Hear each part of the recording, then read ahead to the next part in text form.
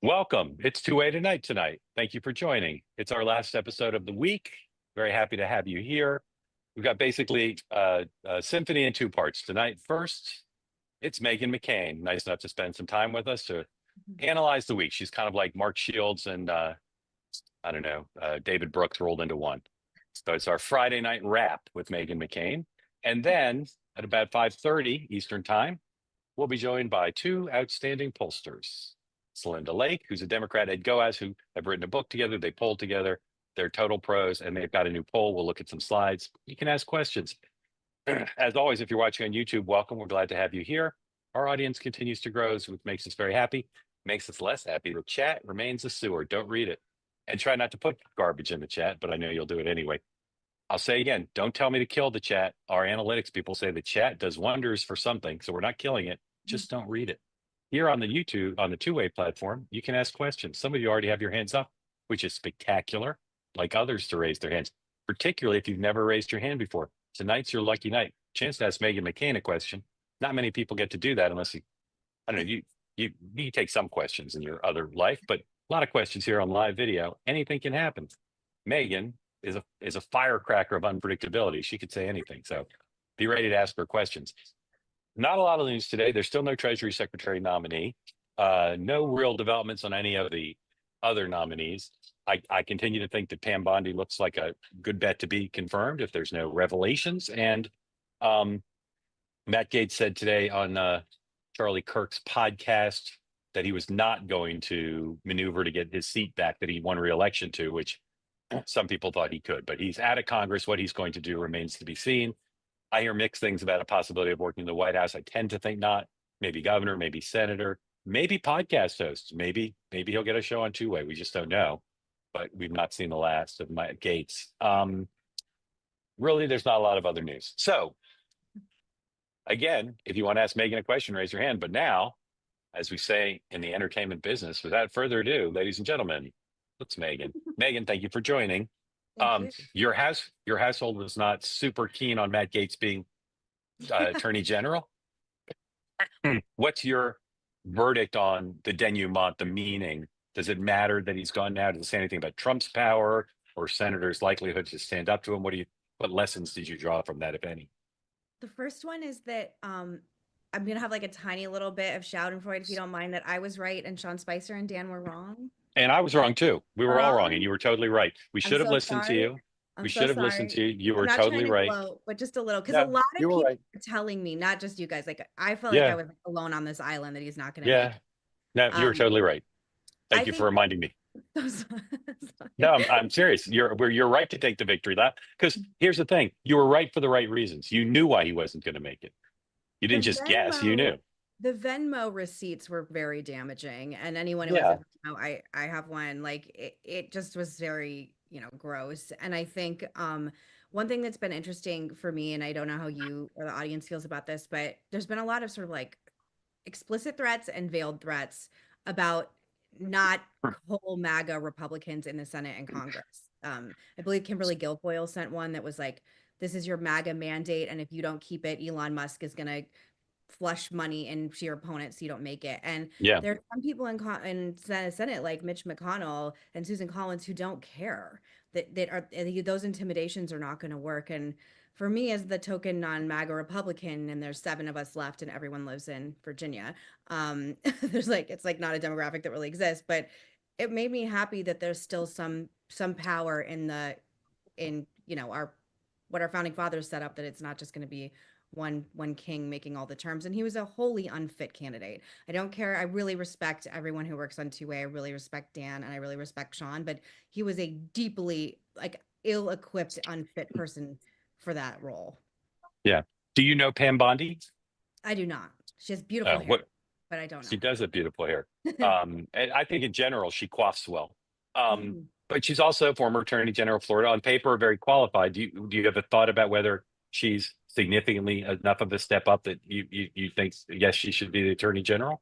Yeah, even her critics. I saw some liberals, even like Anna Navarro was defending her. So I don't foresee her having any problems. And to my knowledge, she doesn't have any like personal life issues, which is a nice, for me, refreshing change. Yeah. How are you feeling about Pete Hegseth as we end the week? I'd be very nervous if I were him. I would be. Yeah. Some of his things that just came out, and I don't even feel comfortable repeating it on this call because it's pretty Yeah. graphic. Yeah. But there are some of the reports that came out in the New York Times are, it's bad.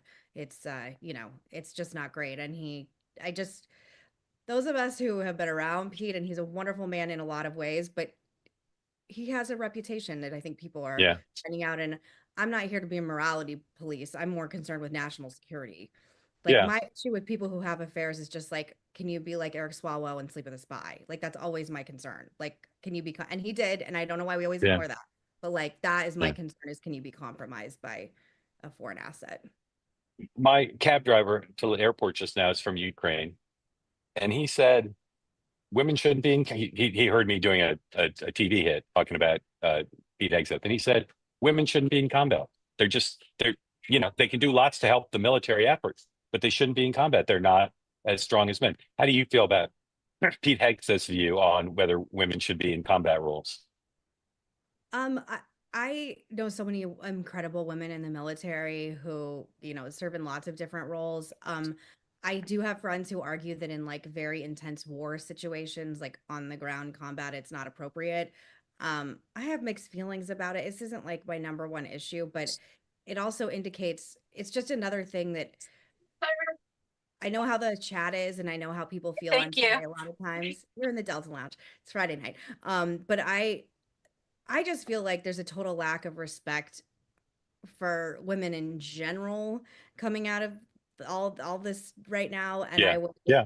it's just one more thing that just, it doesn't make me feel great. But I'm the college educated demographic white woman that, Yeah. is not a It seems to me, and I've been covering the issue of women in combat for a long time. I've never really studied it in a rigorous way, but it seems to me it should just be case by case. If somebody can do it, they should be allowed to do it. Not some absolute barrier to it, but I do think, as we talked about this morning, that Joni Ernst is going to have some interesting thoughts about this for him and questions for him. So Donald Trump has been laying low. He's not done very much on camera. He's done all these personnel announcements just on electronic paper. Do you think people who there's some polls suggesting that people like the transition? Do you think his absence is purposeful and helpful to positivity about the incoming administration? Yeah, people always like him more when he's not around. Like when Yeah. he was very low in the summer and he wasn't doing as many interviews, people always like him. And I think Susie Wiles must be some kind of like voodoo doctor because she seems to be able to control him at least a lot of the times. And I think she's probably like lay low and let your cabinet appointees, the pick speak for itself. Yeah, I think it's very smart that he's lying low. Yeah. I'm If curious. you've got, go Go ahead. ahead. Go ahead. Go ahead. No, I'm you go. curious You go. about RFK right now and my Yeah. friend Tulsi. Yeah. Because there seems to be a lot of information and oppo and negative people on social media and in cable news saying a lot of negative things about both of them. And I was wondering if you think they're going to have an impact. You know, you have been on this platform and have heard it separately, and we heard this morning some very passionate views about Make America Healthy Again, and I think that on the face of it, based on his personal life, his belief, his pushing of conspiracy theories, and his lack of experience for certain parts of the job, he shouldn't be confirmed on the face of it. Like he's really not.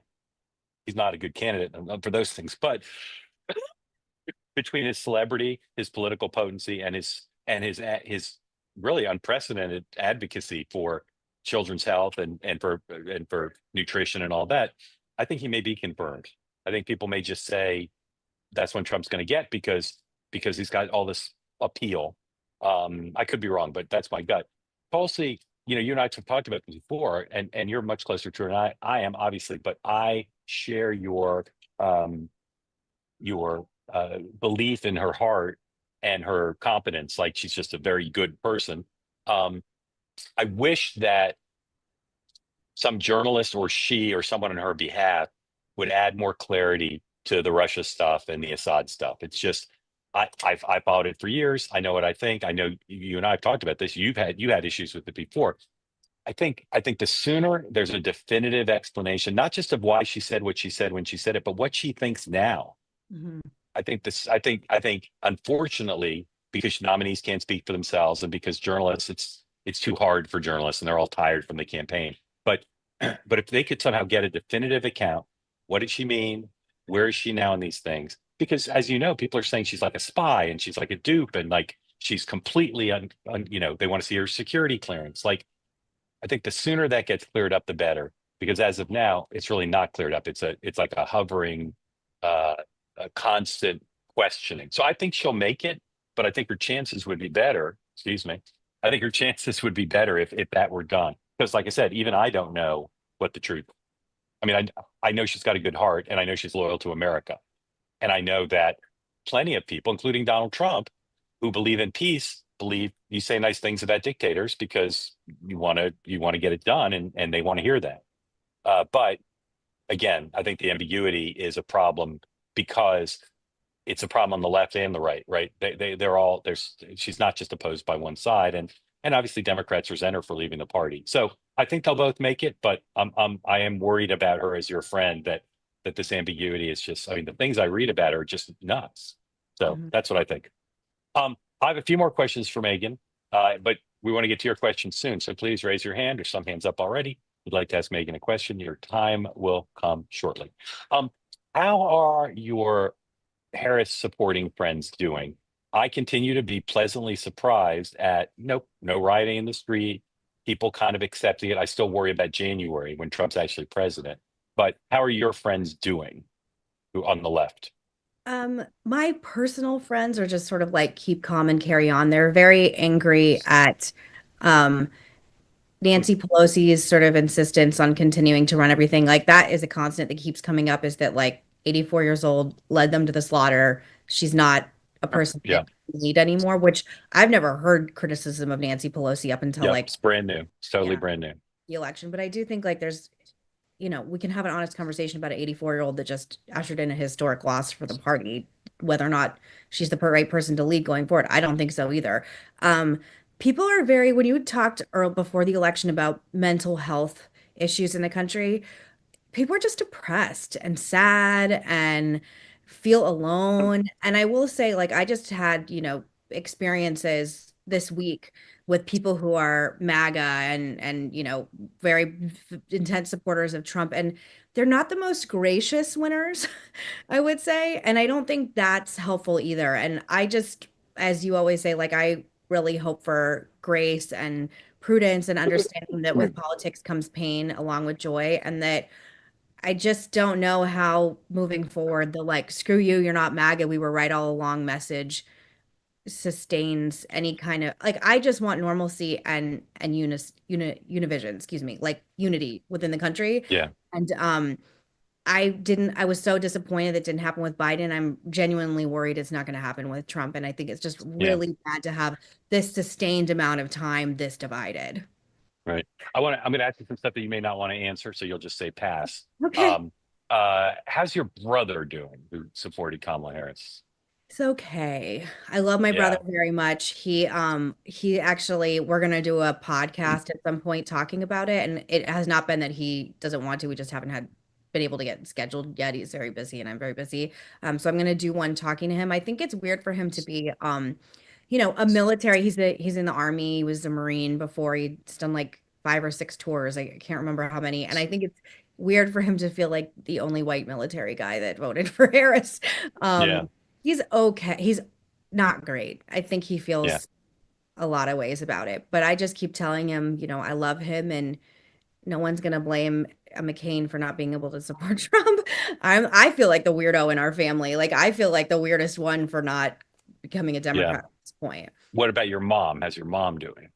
Just talked to her literally like an hour ago. She's very stoic. Like I think when you lose your husband to brain cancer and you're a widow, you're like very, and she just keeps saying like, we're gonna get through this. There are safeguards in place. And I think she's worried about just like us as a family, meaning like my last name is very triggering to all people in Trump world, and nobody wants to relive the bullshit of the past 8 years all over again. Like I really don't look forward to whatever moment the ghost of my dad pisses off Trump and we have to get on the family chat of how we're all going to respond again. It's very emotionally draining, and it's a long time. It's almost 10 years of this, which I can't believe. I was living in LA and single the first time Trump attacked my dad, and now I'm 40 with 2 kids in Virginia. So it's a lot of my life dealing with Very a lot, a lot. Yes, it's a long time to be dealing with that. And finally, I just love your perspective on the View. You know, there's been reports. There's reports that they want to bring more, pro-Trump voices on. That makes no sense to me because that would make the show just a war zone unless they turned into two-way and they agreed to be respectful to each other. But do you think that show? How do you think the View will do during this Trump? that show is like thousand lives. It's gonna survive no matter what, unless it's fully canceled by ABC, which I don't foresee happening. I would never recommend any conservative woman of any kind go on that show. It is not, unless there were some major changes taking place and some hosts that were moved. It's not healthy. It's not respectful. It's very abusive. If Yeah, you think anything remotely outside the norm of, you know, I guess like Bernie Sanders, it's not good. But it's interesting to me. I don't watch the show because I think that would be weird, but people send me clips sometimes, and the hosts seem very upset and very confused about why Trump became president. And I just don't think it's good for the country to have a panel that's supposed to represent women in America with not one woman representing 50% of the yeah, population. yeah, And I'm curious how long panel shows like that in general survive. I think people are over it. Do you yeah. agree? You tell me, you're the I media do. I do. expert. I don't watch it that. I don't watch it that often, but like you, I watch clips and I just the last thing you said is what I feel, which is a show that's supposed to be about women's lives that doesn't represent half the country is kind of nuts and bad. I think bad for the country because it puts them in the bubble. Talking to people all the time about one of the things for me that's been the best about two way is Harris voters who've come on here and said because of two way, unlike their friends, they're better able to understand and accept. And I mean, if you watch The View, you just have a funhouse version of what's going on in America because they're not just liberal, they're dogmatic about it, they're intense about it, they're judgmental about it, and they lost. Which leads me to the last topic I want to talk to you, which is raging on X right now, which is this story in Politico today saying Trump didn't win a landslide. Stop saying Trump won easily. And of course he didn't win like Reagan. He didn't win 49 states. He didn't win as big even as Obama. But I think that's immaterial and harmful thinking. He won all the battleground states. He won the popular vote, even if he doesn't have 50%. Do you think it's more for Democrats' sake? Is it better for them to start saying, Trump barely won? Or is it better for them to say, we got our butts kicked demographically and in terms of the electoral college and the battleground state? I know what your answer is, but I'm teeing it up for you to explain why they're crazy to make this argument because I'm pretty sure that's your position. I have been through many stages of grief in my life in many different situations, and it feels like they're in the denial stage a little bit. Yeah. And I think that, yeah, although he wasn't Ronald Reagan, and but it was by all intents and purposes a modern blowout. And so I, I get it. I keep telling my liberal friends, like, I've been there. I have been there, like, so sad about an election. My dad ran for president and lost. I know what this feels like, probably even more than you. And I know it's so sad, but living in reality is very important and staying grounded in reality. And I just feel like that's kind of like alchemy. Like, does it really matter? He won handily and he's completely reimagined the Republican Party and has changed every demographic except white college educated women to his favor. And my question is, I don't actually think Democrats are learning these lessons. I think there are people like Dan who host the morning show, who really see the world as it is. But I see people like AOC being like, if you bring Rahm Emanuel in, it's back to the Obama era, and you're gonna drag us to, lose again. And I still think the progressives are running everything, and the culture war is clearly raging in extremes, as we're seeing with Nancy Mason. I don't remember the congresswoman's name, the trans congresswoman. McDonald, is that right? I'm sorry, I don't remember her last name. But I don't either, but seeing that whole thing rage this week too has been like, yeah. there's such a division in this country that's showing up in Congress as well. Yeah. All right, let's get some questions for Megan. Thanks I'll for answer them too if having they're. me tonight. Oh, you're so nice to be on. We love having you on. All right, Maura, welcome in. Tell folks where you are who don't know who you supported for president if you wish. and what kind of animal that is, and what question you had for Megan. Oh, kitty. Something or talking to someone, she'll sit on my lap. I'm from New Uh, Jersey, just because of yeah, this. before you go on, I just need an Yeah, estimate. How many different colors are on that cat's face? Like just a like rough estimate. 4. I think that's why I was so obsessed. Look how cute. Oh yeah, more Yeah, than four. All right. You yeah, Beautiful. like to have probably. gradations. All right, please go ahead. Sorry to interrupt. You're in New Jersey. No, Who'd you support for president? just because of the space that I'm in, I don't think I want to say who I'm voting for, All but good. All good. All good. I'll explain more. So I know that we've had a few like medical professionals on, and I'm in medical school right now, so I kind of wanted to add my perspective of what's going on. So like a comment, I wonder if like RFK or this new administration will really help with this at all. But I think the medical education field is going so far left that it's like so out of touch with like the normal life. And a few weeks ago, there was a woman that came on saying that she had to like put her pronouns, and I think that's creates a weird dynamic between physicians and patients, and they say people get the best outcomes when they can trust their doctors, and I think we're getting into a space where people just don't trust their doctors anymore for many reasons. And being in medical school, I will tell you that I think trans people should do whatever they want as long as they don't harm people. But when they give us lectures, they say to us people with uterus, like they don't say women. Or if they say women, then they put a preface that they're talking about gender and not sex. So I just think it's going so far to the left that it will eventually harm physician and patient relationships. And one more thing I would like to know, on the other side, from physician or healthcare professional to patient, there was this whole thing that went about on Twitter that this medical student said that she had like a pronoun pin, and a patient made a comment, and then she purposely like when trying to get blood from him, like poked him wrong so that it would hurt him. And that created like a whole catastrophe within the community. And I was just wondering if, do you think this administration will bleed into any of these different like education systems that maybe we can go more to the middle? Because the Hippocratic Oath, we should treat everybody no matter what they believe in. And yeah, and if they're wearing a Trump hat, a Harris hat, I Yeah. think everyone Yeah. should be treated equally. So I just Yeah. wanted to That's add great. that. Yeah. Megan, thoughts? You want me to answer? Yeah. Well, I really echo what you're saying about being a uterus person. I also want to say, like, I am a live and let live person in general. I think the problem is when it's, for me, is when it's impeding in my let live as parts of my life. This is gonna be way TMI for Mark and the men on here, so just like bear with me. But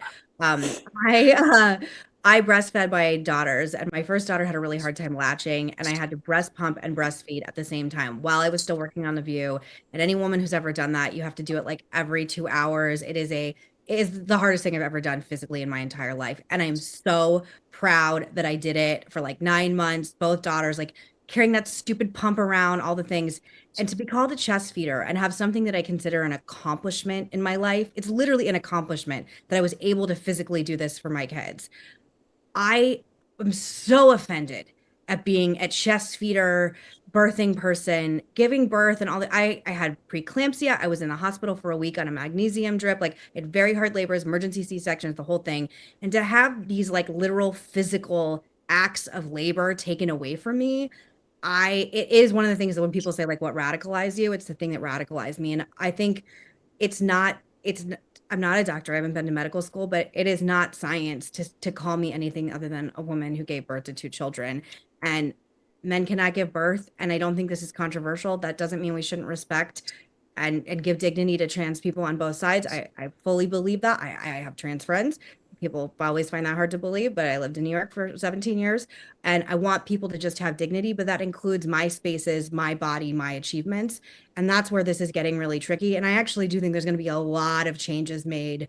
I mean, even just, Speaker Johnson saying that biological men cannot use women's restrooms in Congress is already a big sea change. I saw today that there are schools in Wisconsin that are mandating that.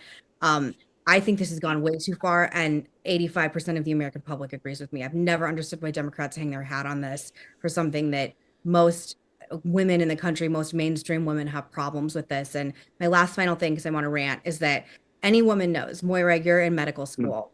It's hard. For every man in every space, there's 30 of them and then one of us. I'm normally the only woman in most spaces.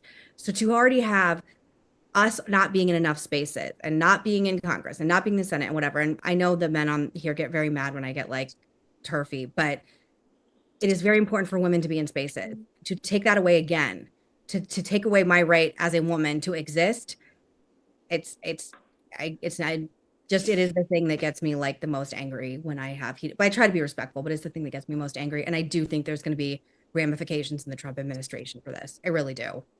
Yeah. And I would like to know, oh, sorry. No, you go ahead.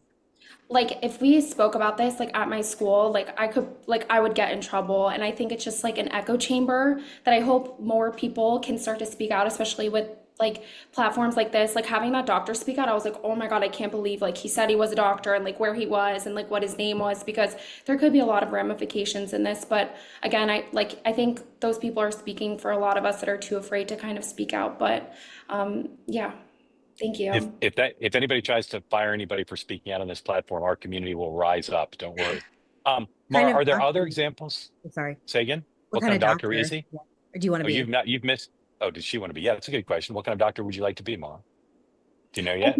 I want to go into a small specialty, so I don't want to say it because it's very small, but something surgical. So hopefully a surgeon one day. But yes, if you come to my office, I don't care what hat you wear, I will treat you with respect. Just give me 10 years.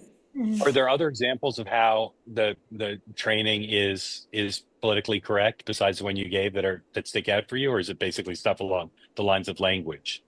So a lot of it is gender. I think one of the good things that I think happened when trying to be inclusive is now that they have books. So like I'm a white person, I present differently with like different skin diseases than somebody who is Black. So I think what they've done that I think is really helpful is now they have just books to show like different skin conditions and different skin tones. So I think that's like something positive that has happened. I think gender is just like a huge thing that is going on right now, that I think is going a little bit too far. All right, Mara, thank you for coming. We hope you'll come back regularly. And if anybody tries to get in trouble, let us know and we'll gang up on them in a good way. Jacqueline, I promised to call. Stay with us though, if you don't mind, because Jacqueline's going to talk about nutrition because she wanted to this morning. We ran out of time and we don't have much time now because our pollsters are coming on in a couple minutes. But Jacqueline, floor is yours. Tell folks you're in New York City, right? I am. Yes. Yeah. What would you like to say? Or you can ask Mara if you have some surgical needs, you can ask her for help, whatever you'd like to do at the time. I totally relate to you, Mara. I mean, this was me in healthcare and also and having come from magazine publishing as well. Like it feels like there is something to being a conservative woman and feeling like you really are always holding space and being tolerant of other opinions and feeling like, okay, like I'm ready now to be able to say that this is how I feel about something, and feeling like there's really no room for that. So that's why I appreciate 2A so much, and thank you, Mark, for bringing me in, and Megan, I'm of yours, so thank you for everything you do. I feel like you've really given a voice to women like me, so I really appreciate it. I have a question for both of you, and also for Maria, if you happen to know the answer to this, but my main question, because of all of the RFK happenings at the moment and all things Maha, I'm curious to learn a little bit more about how lobbying actually works. And I say that because I hear so much discussion about the decoupling the evidence-based guidelines from corporate influence. And I love this idea, obviously. I mean, there's nothing, it sounds incredible, right?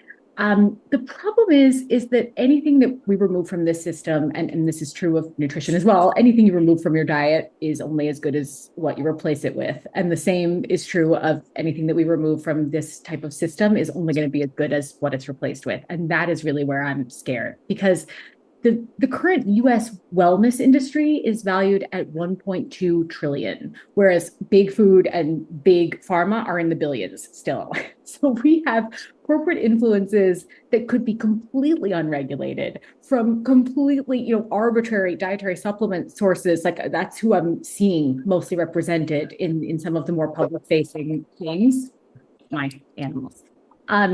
And that's where I get really concerned, is that to what extent, with a new coalition of lobbyists who would be technically enforcing, let's say, or on the dietary guidelines for the Dietary Guidelines Advisory Committee, I'm worried that this could be run by the wellness industry, and therefore that we've lost all hope for any credentialed professionals and actual practitioners, which is really what I think so much of our federal guidelines in general are missing. Is we have a lot of public health experts, and then we have a lot of people who are maybe just social media influencers, and we have yet to bring in real practitioners into the conversation. So just wanted to get your thoughts on that. I'll say briefly, and then our other two experts can weigh in, and that doesn't include the cat. If you take Bobby Kennedy at his word, he's the perfect person to do this because he feels passionately about public health and about the influence of corporate interests. And as you rightly point out, the wellness industry is a corporate interest. So if he's influential in policy formation and legislation, et cetera, I think he will try to let kids and families and communities win over corporate interests. We'll see. The Republican Party has often, allowed lobbyists to write legislation, as have Democrats. But you couldn't ask for someone with a more clarity of a view than him to be, in theory, one of the people at the table. Megan. I mean, I agree with RFK when he says, like, there's these dyes in our children's food and we should, have more regulations like Europe does, whatever. But I know just from the experience of being a caregiver for my dad when he was dying of stage 5 brain cancer, is that there are a lot of quack people who will put a lot of stuff to you that is just junk science and garbage. I mean, I had famous people telling me that the reason why he got brain cancer is because we're not vegans. Like, just ridiculous, unsubstantiated, fear mongering. And for me, that's also an experience where I love and admire and respect doctors and physicians and nurses, what they do. I think they're magicians. I always say, like, when my dad had a tumor, there was like a proton beam laser that people literally used to make a tumor disappear. It's miraculous, miraculous. I talk bullshit all day. Like, it's miraculous. And I don't like this trend where we are disregarding scientists and experts and people who have dedicated their lives to the science. So when it comes to lobbying, I'm nervous. I don't like that it's Silicon Valley billionaires, like, that have a ton of money and not a lot to do, that are blaming things that just aren't based in reality. I called my pediatrician, or I texted her, excuse me, after he was announced his confirmation, saying, if there's some kind of vaccines are taken away, how can I obtain them? I'm scared about that. Like, I don't want my kid to get whooping cough. There were outbreaks of pneumonia in New York. Like, don't want to go down this road, but I'm not a raw milk person. So I don't know I don't know if I'm the wrong person to ask, but I know it's very, very popular. And I think COVID really radicalized a lot of moms I know. Even just on the topic of food dyes, like, the one thing that I just can't wrap my head around is we never talk about the food dyes, because there are many food dyes that are actually banned in the US that are approved in other countries. Like, and I feel like this is the type of conversation that we are only now. I feel like the media conversation is completely flipped. I feel like I'm only hearing things like, we should have standards that are more like Europe. And I'm like, well, actually, we have pretty good standards, but we're now not allowed to say that either. And I feel like we need to find some balance about what is actually what when it comes to any of these topics.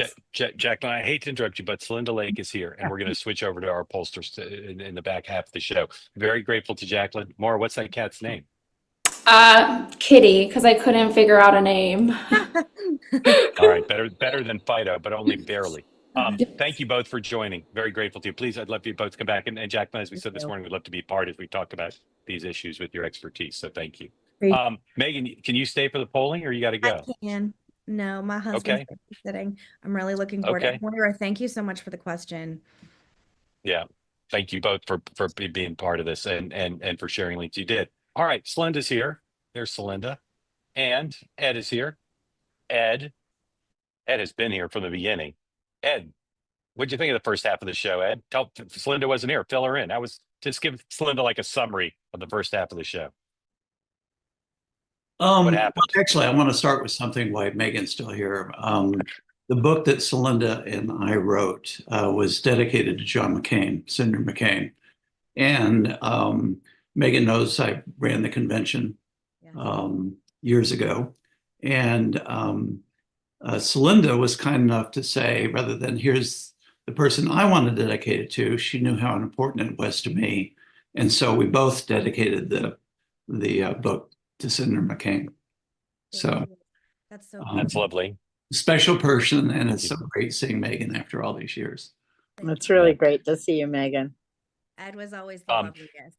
You were always yeah. so kind to everyone. I remember, and I remember the bad ones.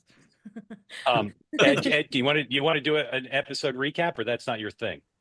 Not my thing. I All can't right. speak for Megan, but All right, so Linda, she's so Megan and I just talked about the cabinet nominations, Donald Trump, and then we had two great guests, a medical student and a nutrition expert, and now you two are here.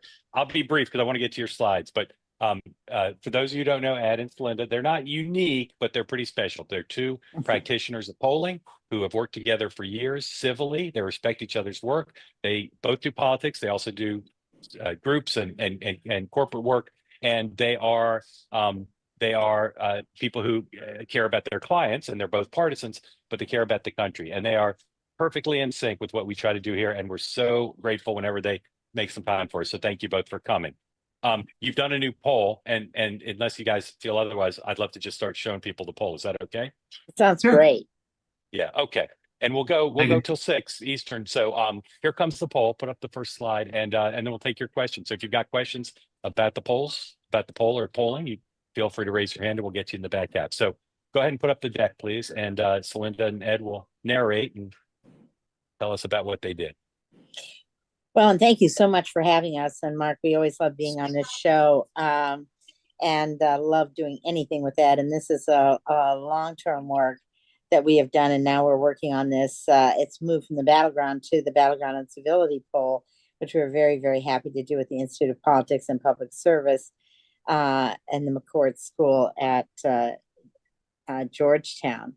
So this is, we're just going to show you a little bit of a flavor of what this poll looks like. And we can talk about post-election analysis, but we want to concentrate on, what the mandate is that it's coming out of what turned out to be a very close election and had as much of a turnout issue as a persuasion issue. And the first slide here shows the, and I'll pause after each slide to get Ed's comments as well, but it shows the, who was doing a better job on which issue. We've never won an election. Democrats have never won an election where we haven't been even or ahead on the economy. And as you can see, we were 5-6 points behind, 8 points in some polls on inflation, the economy, and jobs, and of course did not win. So that is a very, very important issue. Inflation was the number one issue. And of the people that picked inflation, 66% voted for Donald Trump. The biggest challenge, I think, for the Democrats coming out of this election is we have no real viable Democratic brand, particularly to blue-collar people. Immigration, very strong issue for Trump. If you thought immigration was your number one issue, 88% voted for Donald Trump. That said, on a host of other issues, protecting democracy, abortion, sharing my values, caring about people like me, bringing the country together and protecting our freedoms, Kamala Harris had the advantage. And so it is, there were a lot of personality traits. And this was a battle between, I think, character and issues, and who was in touch with my life and doing something about the economy. And Harris won on character, but Donald Trump won on bringing about change, doing better on the economy. In terms of getting things done, slight advantage for Trump. I think there's a gender aspect to that. But really, the two candidates rated about equal on that trait. So let me turn it, Ed, to you for the rest of the story. Yeah, I'll say a couple of things about the election. I know there's a big debate going on right now between, was this a message campaign or was this a get out the vote campaign? And I think what this data shows is that it's a little bit of both.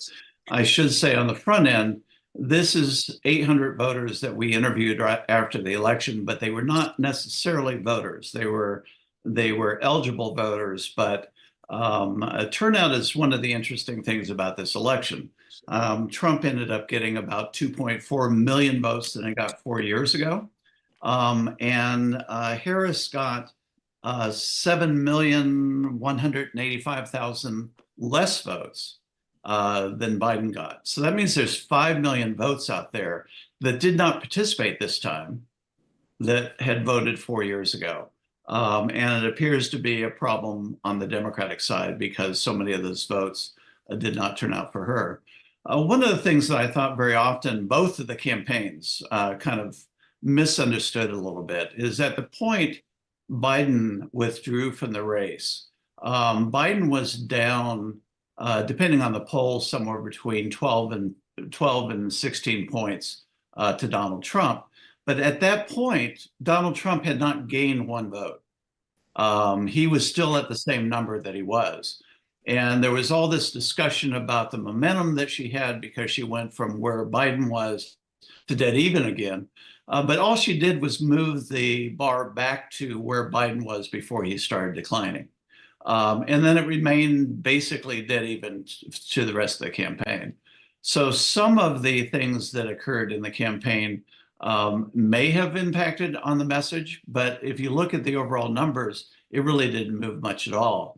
The other thing that a lot of people don't know is on the Republican side, my understanding specifically is that Trump moved the Get Out the Vote voter ID program out from the RNC and left them with ballot security and the whole voting process and overseeing that, and moved it into his campaign in private, and then coordinated with the other Senate campaigns around the country on that. And I think for the first time as a Republican, you can look at what the Trump campaign did and say they really made a difference. That at the same time, she was 7 million votes less than what Biden got. He was 2.5 million more. So certainly he did a better job, or the campaign did a better job on those issues. When you do talk about messaging and look at this, it is interesting that out of the 11 areas that we studied, that Harris had an advantage or a majority with 6 of the 11 issues. And Trump only had an advantage with 4 of the 11, and then one other that he had a plurality but not a majority on the vote. But when you look at what those issues were, it was inflation, the economy, jobs where he had a plurality, immigration, and most importantly, getting things done or able to get things done. And in an election where there was a lot of negatives in terms of both sides of the campaign, he does seem to have had an advantage in looking at this, both with the voters and with convincing the voters that he would do a better job on getting things done on the very issues that was very important to them. So I think this is a very instructive chart in terms of the issues and messaging. But I think the most important thing there was that he was perceived by a slim majority, but a majority of the vote saying that he was the best to get things done. And I think that played a major part in this election and the results. Okay, let's go to the next slide, please. Thank you both. So here you see a variety of statements about where people want to go from here. And I think these are very, very important. Particularly, this poll is trying to get at the values and the orientation of the voters, much more so than at the just the kind of issues and voting blocks moving around. 3 things to remember. First, we asked, for president, I felt like I was picking between the lesser of 2 evils. This was a number that when it was Biden, Trump was quite high. This really fell, and the double haters, so to speak, fell to only 8% of the voters. 29% of the voters said, I felt like I was picking the lesser of 2 evils. 67% said, no, I was not. An amusing question for the future here in the next coming weeks. This election season, I've decided I can no longer talk with certain family members and close friends because our views on politics and current events differ too much. 34% of the voters agree with that statement. And we do have a situation where people feel like division has really, really affected the country. And it affects our institutions like Congress and the presidency. It affects our families. It affects our social fabric. People really want unity, and they really want the country to come together and solve problems. And they feel that Trump is not a uniter. They want Trump to work with the Democrats and the Democrats to work with Trump. And they are very skeptical that that will happen. And then 60% of the voters said, I wish there were more viable candidates for president to choose from. So people weren't picking the lesser of two evils, but they really would have liked to have had different choices out there. Ed, I'll turn it to you. Yeah, and again, I'm going to say from my standpoint, I didn't have strong feelings about either candidate in this race. I won't tell you who I was for, who I wasn't for, because quite frankly, I didn't have strong feelings about either one. My biggest concern, and I think a concern of a lot of the voters in this country, is that we were sitting on a powder keg, that if this was a very close election, no matter which side it went to, and if in fact it took a week to get it decided, that there was a great potential, or belief that there was a great potential for a lot of violence in this country, not just in Washington, D.C., but across the country. And I think there was a sigh of relief that the voters had after this election, even if they were on the Harris side, that at least we didn't have the country start burning because of this election. And it had every potential to be that. And so I think what you do see in the numbers here is some of that letting out of the steam and concern over what would happen in this country if it was a long and indecisive result in the first week after the election. Okay, next, please. So this is some additional statements about the feelings that people have. And again, we asked, the first question is, while people want unity, only 42% of the public feel that President Trump will be able to unite the country.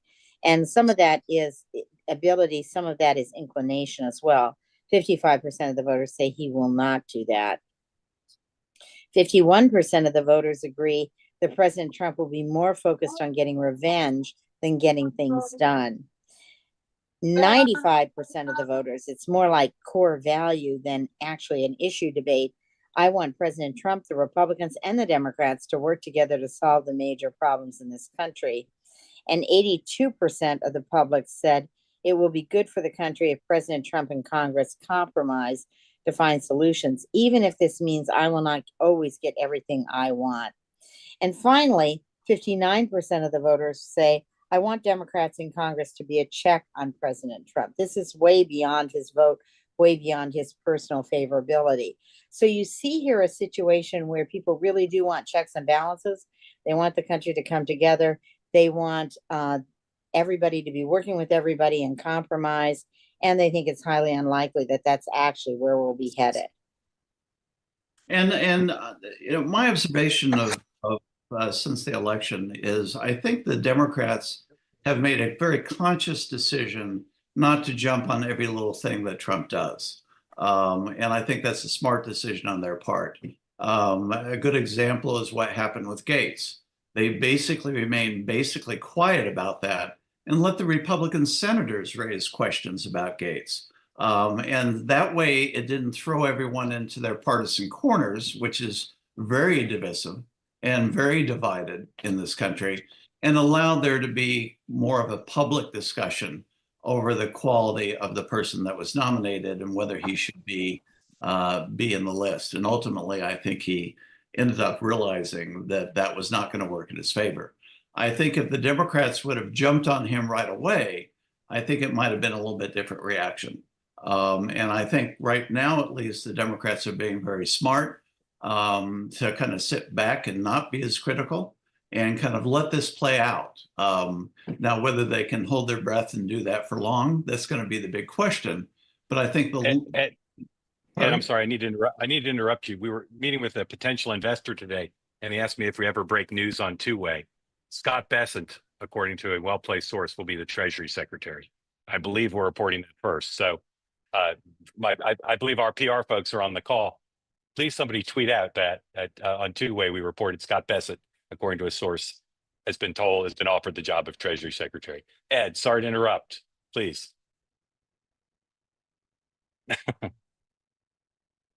Okay, next, please.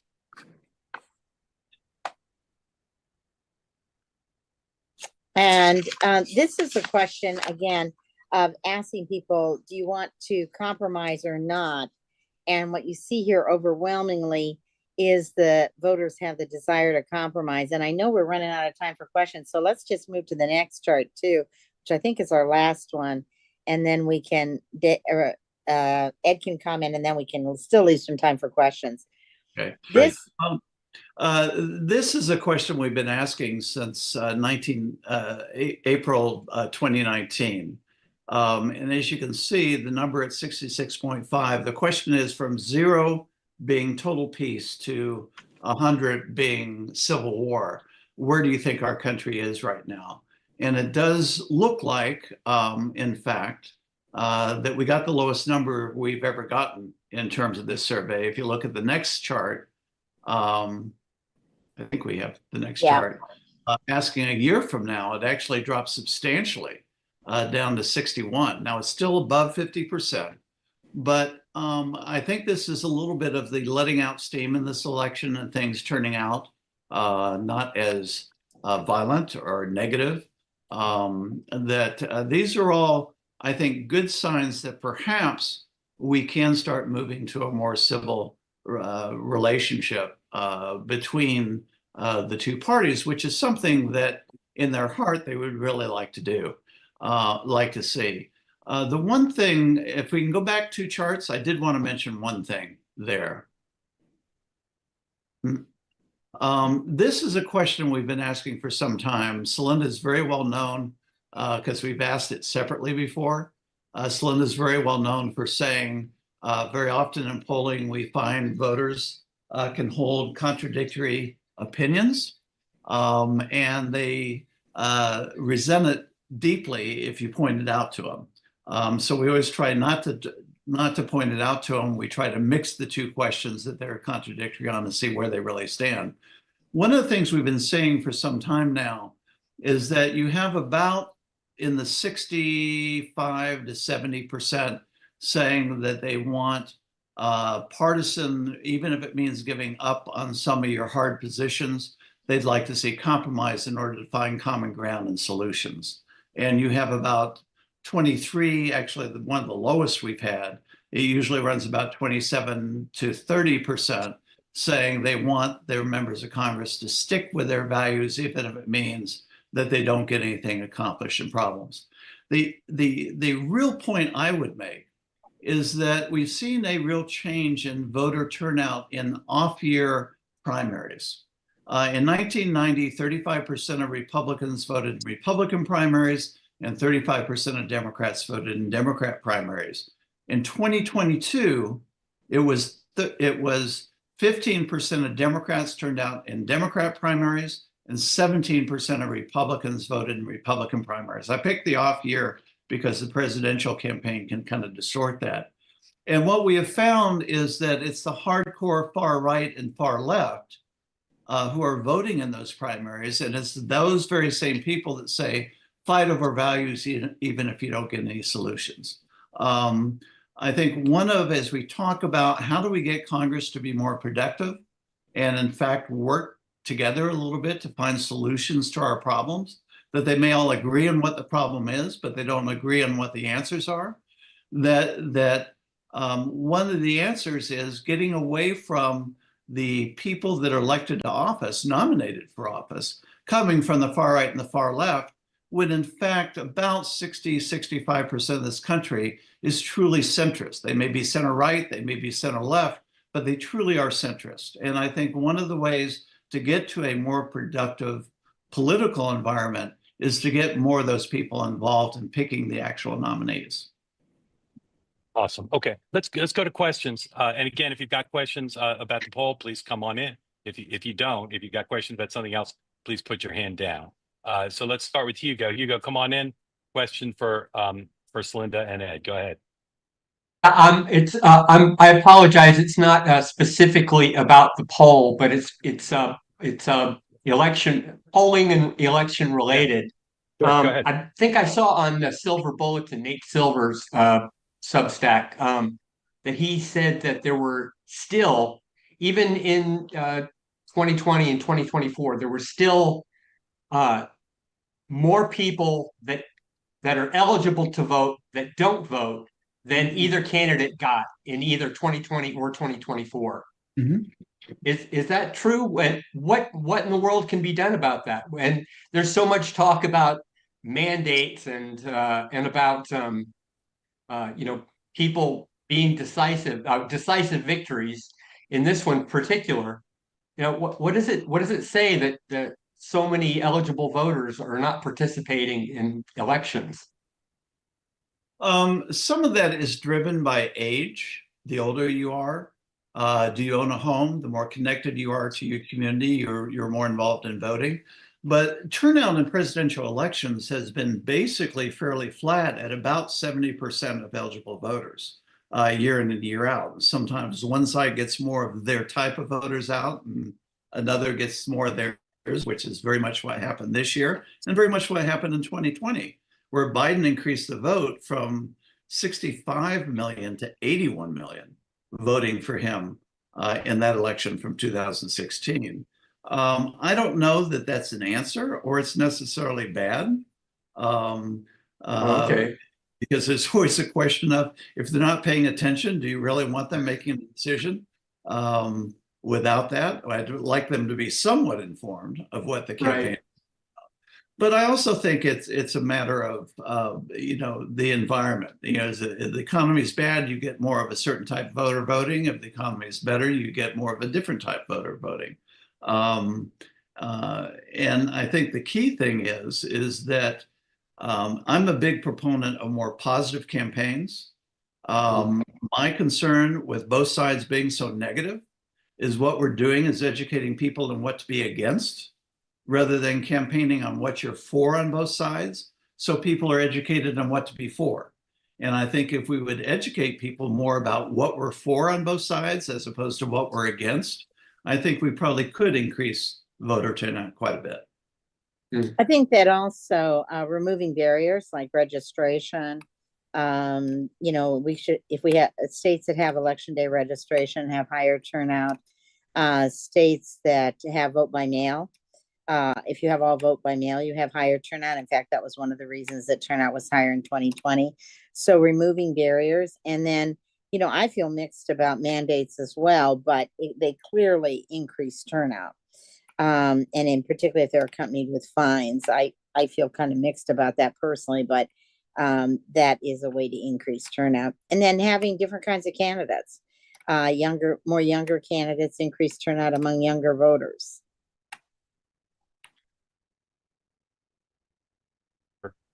Celinda and Ed. Yep. Yes, sir.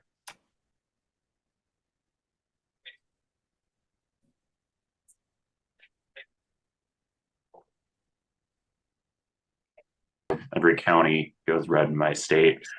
I was just trying to think while I was listening to your poll about what some of those unifying issues could be. I know there's maybe like a push to turn some federal land into housing.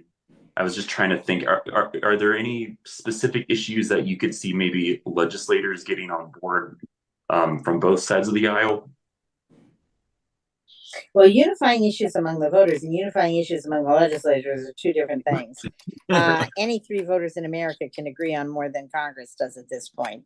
But I think that there's overwhelming agreement with the public about having the wealthy pay more of their fair share. Overwhelming agreement with the public about raising the minimum wage. The federal minimum wage is only $7.25 an hour. Overwhelming agreement with the public, don't touch Social Security in terms of cutting benefits or taxing benefits. So both sides haven't. Negotiating prescription drug prices. There's a lot of things that there's overwhelming support. But I think our campaign finance system gets in the way, our lobbying gets in the way, and that's on both sides.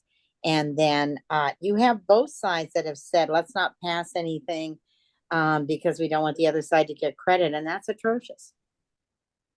And John, I'm also went to college in Oklahoma. I consider myself an Oklahoma boy. So I would point to a different issue, and that's border security and immigration. I get very concerned that it's going to be hard to fix the immigration problem because of the rhetoric we're using on the border problem. They are two separate issues. We have a problem in the border. We need to secure the border.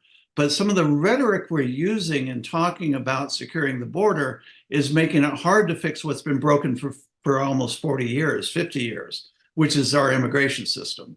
And because of the negatives pertaining immigrants and how we're talking about those immigrants, and we're right to be focusing on those people that are coming in illegally and the amount that they're coming in illegally, that is going to make it very complicated to have a legitimate conversation about how do we fix immigration that's been broken for 40 years. And James Lankford from Oklahoma, I always question why if the border security was such a big problem, and he did such a good job getting consensus from both sides to at least address the border problem, why all of a sudden was he told that they wanted that Trump wanted the thing to be voted down if it was 8 months from the election, just so he could campaign on the issue in the election? And I think that really it's that kind of thing that's happening in our politics that are making it too hard to deal with issues that are multi-layered. John, thank you for the question. Very grateful to you for coming on. Appreciate it. Megan, you want to say anything or ask anything of Ed? I don't know if Celinda had to go or not. I don't see her here, but anything you want to say or ask? No, I just want to All right. thank you for having me. All right. All right. Thank you, Megan. Thank you, Celinda. And thanks for the questions. I'm going to go both catch my flight and get a second source on Scott Bessent, but pretty sure it's true. And grateful to everybody for spending time. We'll be here over the weekend if there's breaking news. Otherwise, we'll see you Monday morning at 9 a.m. for the morning meeting. And again, grateful to everybody who participated tonight, particularly Ed and Celinda and Megan. Have a great weekend, everybody.